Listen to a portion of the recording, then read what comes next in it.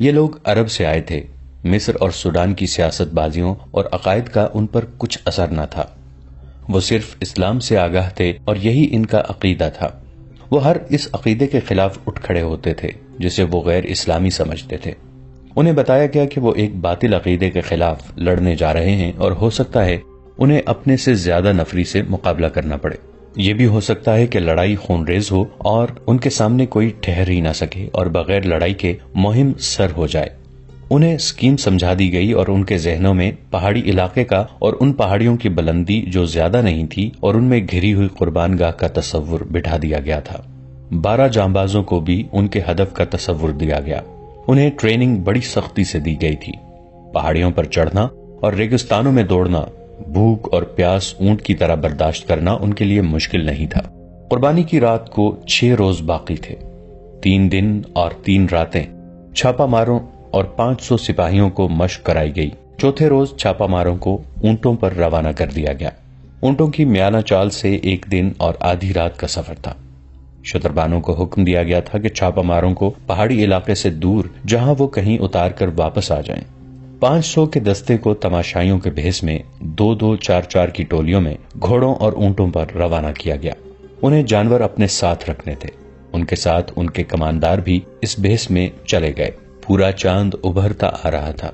صحرا کی فضا شیشے کی طرح شفاف تھی۔ میلے میں انسانوں کے ہجوم کا کوئی شمار نہ تھا۔ کہیں نیم برہنہ لڑکیاں رقص کر رہی تھیں اور کہیں گانے والیوں نے مجمع لگا رکھا تھا۔ سب سے زیادہ بھیڑ اس چبوترے کے ارد گرد تھی جہاں لڑکیاں نیلام ہو رہی تھیں۔ ایک لڑکی کو چبوترے پر لایا جاتا، گاہک اسے ہر طرف سے دیکھتے، اس کا منہ کھول کر دانت دیکھتے، بالوں کو الٹا پلٹا کے دیکھتے، جسم کی سختی اور نرمی محسوس کرتے اور بولی شروع ہو جاتی۔ وہاں جوا بھی تھا، شراب بھی تھی۔ اگر وہاں نہیں تھا تو قانون نہیں تھا۔ پوری آزادی تھی۔ دور دور سے آئے ہوئے لوگوں کے خیمے میلے کے ارد گرد نصب تھے۔ تماشائی مذہب اور اخلاق کی پابندیوں سے آزاد تھے۔ انہیں معلوم نہیں تھا کہ ان سے تھوڑی ہی دور جو پہاڑیاں ہیں ان میں ایک خوبصورت لڑکی کو ذبح کرنے کی تیاریاں کی جا رہی ہیں اور وہاں ایک انسان دیوتا بنا ہوا ہے۔ وہ صرف اتنا ہی جانتے تھے کہ ان پہاڑیوں میں گھرا ہوا علاقہ دیوتاؤں کا پایہ تخت ہے جہاں جن اور بھوت پہرا دیتے ہیں اور کوئی انسان وہاں جانے کی سوچ بھی نہیں سکتا۔ انہیں یہ بھی معلوم نہ تھا کہ ان کے درمیان اللہ کے 500 سپاہی گھوم پھر رہے ہیں اور 12 انسان دیوتاؤں کے پایہ تخت کی حدود میں داخل ہو چکے ہیں۔ صلاح الدین ایوبی کے 12 چھاپا ماروں کو بتایا گیا تھا کہ پہاڑیوں کے اندرونی علاقے میں داخل ہونے کا راستہ کہاں ہے، لیکن وہاں سے وہ داخل نہیں ہو سکتے تھے کیونکہ وہاں پہرے کا خطرہ تھا۔ انہیں بہت دشوار راستے سے اندر جانا تھا۔ انہیں بتایا گیا تھا کہ پہاڑیوں کے ارد گرد کوئی انسان نہیں ہوگا، مگر وہاں انسان موجود تھے، جس کا مطلب یہ تھا کہ اس حبشی نے علی بن سفیان کو غلط بتایا تھا کہ اس علاقے کے گرد کوئی پہرا نہیں ہوتا۔ پہاڑیوں کا یہ خطہ 1 میل بھی لمبا نہیں تھا اور اسی قدر چوڑا تھا۔ وہ چونکہ تربیت یافتہ چھاپا مار تھے اس لیے وہ بکھر کر اور احتیاط سے آگے گئے تھے۔ ایک چھاپا مار کو اتفاق سے ایک درخت کے قریب ایک متحرک سایہ نظر آیا۔ چھاپا مار چھپتا اور رینگتا اس کے عقب میں چلا گیا۔ قریب جا کر اس پر جھپٹ پڑا۔ اس کی گردن بازو کے شکنجے میں لے کر خنجر کی نوک اس کے دل پر رکھ دی۔ گردن ڈھیلی چھوڑ کر اس سے پوچھا کہ تم یہاں کیا کر رہے ہو اور یہاں کسی قسم کا پہرا ہے؟ وہ حبشی تھا۔ چھاپا مار عربی بول رہا تھا جو حبشی سمجھ نہیں سکتا تھا۔ اتنے میں ایک اور چھاپا مار آ گیا۔ اس نے بھی خنجر حبشی کے سینے پر رکھ دیا۔ انہوں نے اشاروں سے پوچھا تو حبشی نے اشاروں میں جواب دیا، جس سے شک ہوتا تھا کہ یہاں پہرا موجود ہے۔ اس حبشی کی شہرگ کاٹ دی گئی اور چھاپا مار اور زیادہ محتاط ہو کر آگے بڑھے۔ یکلخت جنگل آ گیا۔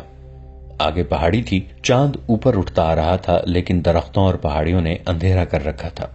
وہ پہاڑی پر ایک دوسرے سے ذرا دور اوپر چڑھتے گئے۔ اندر کے علاقے میں جہاں لڑکی کو پیروہت کے حوالے کیا گیا تھا کوئی اور ہی سرگرمی تھی۔ پتھر کے چہرے کے سامنے چبوترے پر ایک قالین بچھا ہوا تھا۔ اس پر چوڑے پھل والی تلوار رکھی تھی۔ اس کے قریب ایک چوڑا برتن رکھا تھا اور قالین پر پھول بکھرے ہوئے تھے۔ اس کے قریب آگ جل رہی تھی۔ چبوترے کے چاروں کناروں پر دیے جلا کر چراغاں کیا گیا تھا۔ وہاں 4 لڑکیاں گھوم رہی تھیں۔ ان کا لباس 2 چوڑے پتے تھے اور باقی جسم برہنہ۔ 4 حبشی تھے جنہوں نے کندھوں سے ٹخنوں تک سفید چادریں لپیٹ رکھی تھیں۔ ام ارارا تہ خانے میں پیروہت کے ساتھ تھی۔ پیروہت اس کے بالوں سے کھیل رہا تھا اور وہ مخمور آواز میں کہہ رہی تھی، میں انگوک کی ماں ہوں، تم انگوک کے باپ ہو، میرے بیٹے مصر اور سوڈانیوں کے بادشاہ بنیں گے، میرا خون انہیں پلا دو، میرے لمبے لمبے سنہری بال ان کے گھروں میں رکھ دو، تم مجھ سے دور کیوں ہٹ گئے ہو، میرے قریب آؤ۔ پیروہت اس کے جسم پر تیل کی طرح کوئی چیز ملنے لگا۔ انگوک غالباً اس قبیلے کا نام تھا۔ ایک عربی لڑکی کو نشے کے خمار نے اس قبیلے کی ماں اور پیروہت کی بیوی بنا دیا تھا۔ وہ قربان ہونے کے لیے تیار ہو گئی تھی۔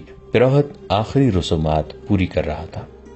12 چھاپا مار رات کے کیڑوں کی طرح رینگتے ہوئے پہاڑیوں پر چڑھتے اترتے اور ٹھوکریں کھاتے آ رہے تھے۔ بہت ہی دشوار گزار علاقہ تھا۔ بیشتر جھاڑیاں خاردار تھیں، چاند سر پر آ گیا تھا۔ انہیں درختوں میں سے روشنی کی کرنیں دکھائی دینے لگیں۔ ان کرنوں میں انہیں حبشی کھڑا نظر آیا جس کے ایک ہاتھ میں برچھی اور دوسرے میں لمبوتری ڈھال تھی۔ وہ بھی دیوتاؤں کے پائے تخت کا پہرے دار تھا۔ اسے خاموشی سے مارنا ضروری تھا۔ وہ ایسی جگہ کھڑا تھا جہاں اس پر عقب سے حملہ نہیں کیا جا سکتا تھا۔ آمنے سامنے کا مقابلہ موزوں نہیں تھا۔ ایک چھاپا مار جھاڑیوں میں چھپ کر بیٹھ گیا۔ دوسرے نے اس کے سامنے ایک پتھر پھینکا جس نے گر کر اور لڑک کر آواز پیدا کی۔ حبشی بدکا اور اس طرف آیا۔ وہ جوں ہی جھاڑی میں چھپے ہوئے چھاپا مار کے سامنے آیا، اس کی گردن ایک بازو کے شکنجے میں آ گئی اور ایک خنجر اس کے دل میں اتر گیا۔ چھاپا مار کچھ دیر وہاں رکے اور احتیاط سے آگے چل پڑے۔ ارارا قربانی کے لیے تیار ہو چکی تھی۔ پیروہت نے آخری بار اسے سینے سے لگایا اور اس کا ہاتھ تھام کر سیڑھیوں کی طرف چل پڑا۔ باہر کے 4 حبشی مردوں اور لڑکیوں کو پتھر کے سر اور چہرے کے منہ میں روشنی نظر آئی تو وہ منہ کے سامنے سجدے میں گر گئے۔ پیروہت نے اپنی زبان میں ایک اعلان کیا اور منہ سے اتر آیا۔ ارارا اس کے ساتھ تھی۔ اسے وہ قالین پر لے گیا۔ مرد اور لڑکیاں ان کے ارد گرد کھڑے ہو گئے۔ ارارا نے عربی زبان میں کہا، میں انگوک کے بیٹیوں اور بیٹوں کے لیے اپنی گردن کٹوا رہی ہوں۔ میں ان لوگوں کے گناہوں کا کفارہ ادا کر رہی ہوں۔ میری گردن کاٹ دو، میرا سر انگوک کے دیوتا کے قدموں میں رکھ دو۔ دیوتا اس سر پر مصر اور سوڈان کا تاج رکھیں گے۔ چاروں آدمی اور لڑکیاں ایک بار پھر سجدے میں گر گئیں۔ پیروہت نے ارارا کو قالین پر 2 زانوں بٹھا کر اس کا سر آگے جھکا دیا اور وہ تلوار اٹھا لی جس کا پھل پورے ہاتھ جتنا چوڑا تھا۔ ایک چھاپا مار جو سب سے آگے تھا رک گیا۔ اس نے سرگوشی کر کے پیچھے آنے والے کو روک لیا۔ پہاڑی کی بلندی سے انہیں چبوترا اور پتھر کا سر نظر آیا۔ چبوترے پر ایک لڑکی 2 زانوں بیٹھی ہوئی تھی جس کا سر جھکا ہوا تھا۔ شفاف چاندنی، چراغاں اور بڑی مشلوں نے سورج کی روشنی کا سما بنا رکھا تھا۔ لڑکی کے پاس کھڑے آدمی کے ہاتھ میں تلوار تھی۔ 2 زانوں بیٹھی ہوئی لڑکی برہنہ تھی۔ اس کے جسم کا رنگ بتا رہا تھا کہ حبشی قبیلے کی لڑکی نہیں ہے۔ چھاپا مار دور تھے اور بلندی پر بھی تھے۔ وہاں سے تیر خطا جانے کا خطرہ تھا، مگر وہ جس پہاڑی پر تھے اس کے آگے ڈھلان نہیں تھی بلکہ سیدھی دیوار تھی جس سے اترنا ناممکن تھا۔ وہ جان گئے کہ لڑکی قربان کی جا رہی ہے اور اسے بچانے کے لیے وقت اتنا تھوڑا ہے کہ وہ اڑ کر نہ پہنچے تو اسے بچا نہیں سکیں گے۔ انہوں نے چوٹی سے نیچے دیکھا۔ چاندنی میں انہیں ایک جھیل نظر آئی۔ انہیں بتایا گیا تھا کہ وہاں ایک جھیل ہے جس میں مگرمچھ رہتے ہیں۔ دائیں طرف ڈھلان تھی لیکن وہ بھی تقریباً دیوار کی طرح تھی۔ وہاں جھاڑیاں اور درخت تھے۔ انہیں پکڑ پکڑ کر اور ایک دوسرے کے ہاتھ میں ہاتھ ڈال کر وہ ڈھلان اترے۔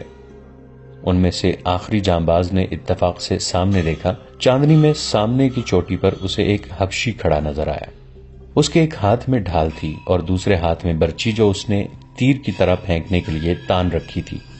چھاپا ماروں پر چاندنی نہیں پڑ رہی تھی۔ حبشی ابھی شک میں تھا۔ آخری چھاپا مار نے کمان میں تیر ڈالا۔ رات کی خاموشی میں کمان کی آواز سنائی دی۔ تیر حبشی کی شہرک میں لگا اور وہ لڑکتا ہوا نیچے آ رہا۔ چھاپا مار ڈھلان اترتے گئے۔ گرنے کا خطرہ ہر قدم پر تھا۔ پیروہت نے تلوار کی دھار ارارا کی گردن پر رکھی اور اوپر اٹھائی۔ لڑکیوں اور مردوں نے سجدے سے اٹھ کر 2 زانوں بیٹھتے ہوئے پرسوز اور دھیمی آواز میں کوئی گانا شروع کر دیا۔ یہ ایک گونج تھی جو اس دنیا کی نہیں لگتی تھی۔ پہاڑیوں میں گھری ہوئی اس تنگ سی وادی میں ایک ایسا طلسم طاری ہوا جا رہا تھا جو باہر کے کسی بھی انسان کو یقین دلا سکتا تھا کہ یہ انسانوں کی نہیں دیوتاؤں کی سرزمین ہے۔ پیروہت تلوار کو اوپر لے گیا۔ اب تو 1-2 سانسوں کی دیر تھی۔ تلوار نیچے کو آنے ہی لگی تھی کہ ایک تیر پیروہت کی بغل میں دھنس گیا۔ اس کا تلوار والا ہاتھ ابھی نیچے نہیں گرا تھا کہ 3 تیر بیک وقت اس کے پہلو میں اتر گئے۔ لڑکیوں کی چیخیں سنائی دی، مرد کسی کو آوازیں دینے لگے۔ تیروں کی ایک اور باڑ آئی جس نے 2 مردوں کو گرا دیا۔ لڑکیاں جدھر منہ آیا دوڑ پڑی۔ ارارا اس شور و غل اور اپنے گرد تڑپتے ہوئے اور خون میں ڈوبے ہوئے جسموں سے بے نیاز سر جھکائے بیٹھی تھی۔ چھاپا مار بہت تیز دوڑتے آئے، چبوترے پر چڑھے اور ارارا کو ایک نے اٹھا لیا۔ وہ ابھی تک نشے کی حالت میں باتیں کر رہی تھی۔ ایک جانباز نے اپنا کرتا اتار کر اسے پہنا دیا۔ اسے لے کر چلے ہی تھے کہ ایک طرف سے 12-13 حبشی برچھیاں اور ڈھالیں اٹھائے دوڑتے آئے۔ چھاپا مار بکھر گئے۔ ان میں 4 کے پاس تیر کمانیں تھیں۔ انہوں نے تیر برسائے، باقی چھاپا مار ایک طرف چھپ گئے اور جب حبشی آگے آئے تو عقب سے ان پر حملہ کر دیا۔ ایک تیر انداز نے کمان میں سے فیتے والا تیر نکالا، فیتے کو آگ لگائی اور کمان میں ڈال کر اوپر کو چھوڑ دیا۔ تیر دور اوپر جا رکا تو اس کا شعلہ جو رفتار کی وجہ سے دب گیا تھا، رفتار ختم ہوتے ہی بھڑکا اور نیچے آنے لگا۔ میلے کی رونق ابھی مان نہیں پڑی تھی۔ تماشائیوں میں سے 500 تماشائی میلے سے الگ ہو کر اس پہاڑی خطے کی طرف دیکھ رہے تھے۔ انہیں دور فضا میں ایک شعلہ سا نظر آیا جو بھڑک کر نیچے کو جانے لگا۔ وہ گھوڑوں اور اونٹوں پر سوار ہوئے۔ ان کے کماندار ساتھ تھے۔ پہلے تو وہ آہستہ آہستہ چلے تاکہ کسی کو شک نہ ہو۔ ذرا دور جا کر انہوں نے گھوڑے دوڑا دیے۔ تماشائی میلے میں شراب، جوئے اور ناچنے گانے والی لڑکیوں اور عصمت فروش عورتوں میں اتنے مگن تھے کہ کسی کو کانوں کان خبر نہ ہوئی کہ ان کے دیوتاؤں پر کیا قیامت ٹوٹ پڑی ہے۔ چھاپا مار نے اس خطرے کی وجہ سے آتشی تیر چلا دیا تھا کہ حبشیوں کی تعداد زیادہ ہوگی، مگر فوج وہاں پہنچی تو وہاں 12-13 لاشیں حبشیوں کی اور 2 لاشیں چھاپا مار شہیدوں کی پڑی تھیں۔ وہ برچھیوں سے شہید ہوئے تھے۔ کمانداروں نے وہاں کا جائزہ لیا، پتھر کے منہ میں گئے اور تہ خانے میں جا پہنچے۔ وہاں انہیں جو چیزیں ہاتھ لگیں وہ اٹھا لیں۔ ان میں ایک پھول بھی تھا جو قدرتی نہیں بلکہ کپڑے سے بنایا گیا تھا۔ احکام کے مطابق فوج کو وہیں رہنا تھا، لیکن پہاڑیوں میں چھپ کر چھاپا ماروں نے ارارا کو گھوڑے پر ڈالا اور قاہرہ کی طرف روانہ ہو گئے۔ صبح طلوع ہوئی، میلے کی رونق ختم ہو گئی تھی۔ بیشتر تماشائی رات شراب پی پی کر ابھی تک مدہوش پڑے تھے۔ دکاندار جانے کس کے لیے مال اسباب باندھ رہے تھے۔ لڑکیوں کے بیپاری بھی جا رہے تھے۔ صحرا میں روانہ ہونے والوں کی قطاریں لگی ہوئی تھیں۔ میلے کے قریب جو گاؤں تھا وہاں کے لوگ بے تابی سے اس لڑکی کے بالوں کا انتظار کر رہے تھے جسے رات قربان کیا گیا تھا۔ اس قبیلے کے لوگ جو دور دراز دیہات کے رہنے والے تھے، پہاڑی جگہ سے دور کھڑے دیوتاؤں کے مسکن کی طرف دیکھ رہے تھے۔ ان کے بڑے بوڑھے انہیں بتا رہے تھے کہ ابھی پیروہت آئے گا، وہ دیوتاؤں کی خوشنودی کا پیغام لائے گا اور ان میں بال تقسیم کرے گا، مگر ابھی تک کوئی نہیں آیا تھا۔ دیوتاؤں کے مسکن پر سکوت طاری تھا۔ اس منتظر ہجوم کو معلوم نہ تھا کہ وہاں فوج مقیم ہے اور اب وہاں سے دیوتاؤں کا کوئی پیغام نہیں آئے گا۔ دن گزرتا گیا۔ قبیلے کے جن نوجوانوں نے قربانی کی باتیں سنی تھی انہیں شک ہونے لگا کہ یہ سب جھوٹ ہے۔ دن گزر گیا۔ سورج انہی پہاڑیوں کے پیچھے جا کر ڈوب گیا۔ کسی میں اتنی جرت نہیں تھی کہ وہاں جا کر دیکھتا کہ پیروہت کیوں نہیں آیا۔ طبیب کو بلا لاؤ، سلطان ایوبی نے کہا۔ لڑکی پر نشے کا اثر ہے۔ ارارا اس کے سامنے بیٹھی تھی اور کہہ رہی تھی، میں انگوب کی ماں ہوں۔ تم کون ہو؟ تم دیوتا نہیں ہو۔ میرا شوہر کہاں ہے؟ میرا سر کاٹو اور دیوتا کو دے دو، مجھے میرے بیٹوں پر قربان کر دو۔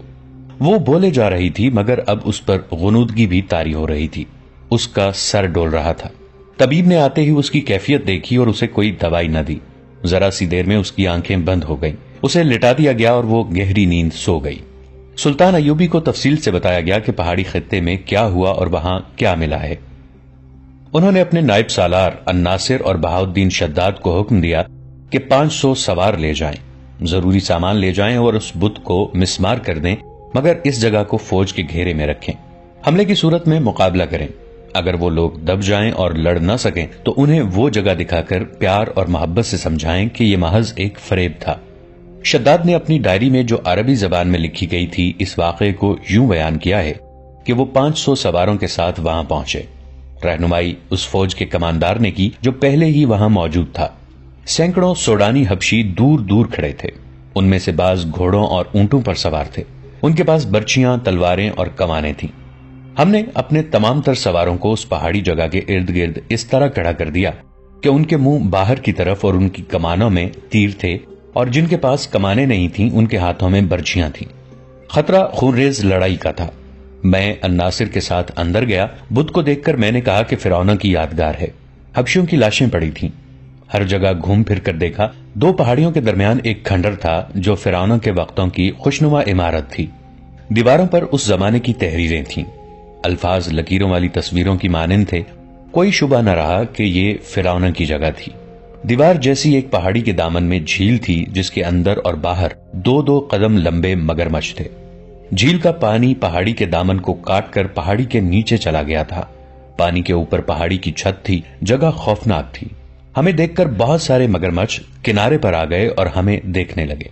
میں نے سپاہیوں سے کہا، حبشیوں کی لاشیں جھیل میں پھینک دو، یہ بھوکے ہیں۔